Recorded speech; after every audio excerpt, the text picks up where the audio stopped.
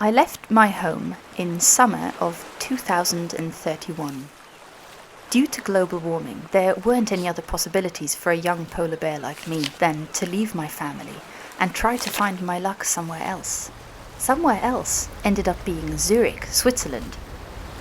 At first, I was a bit anxious about how the humans would react to my sudden appearance, but once I was there,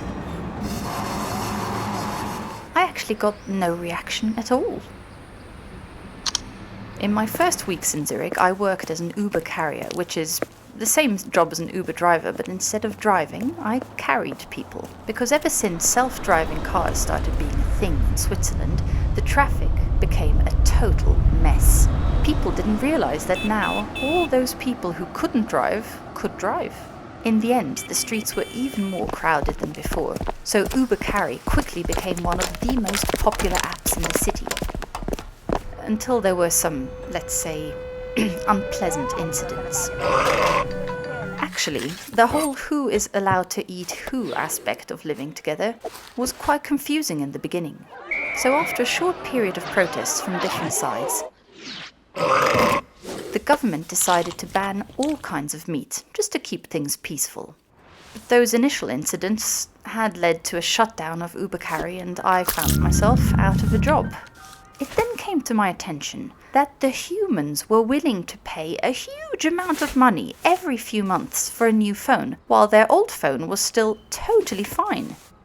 The next day, I opened up my very first ice phone shop.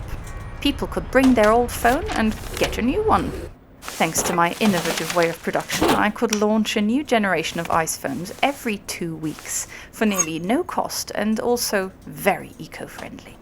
While working in my store, I discovered that humans love to travel to faraway places. Faraway places that somehow looked pretty similar to me. That was the beginning of Ice Air, my own airline. Well, airline might be a bit exaggerated, but my prices were good and nobody ever complained. Thanks to my amazing prices, I was soon the only provider of phones and flights. And as a side effect, the cycle of production was broken, and the planet slowly started to recover again. Even as the first humans started to realize my scam, they liked this new, healthy world. In the end, I have to say the whole change wasn't actually that difficult. I think all it needed was somebody who looked at the problem from a slightly different perspective.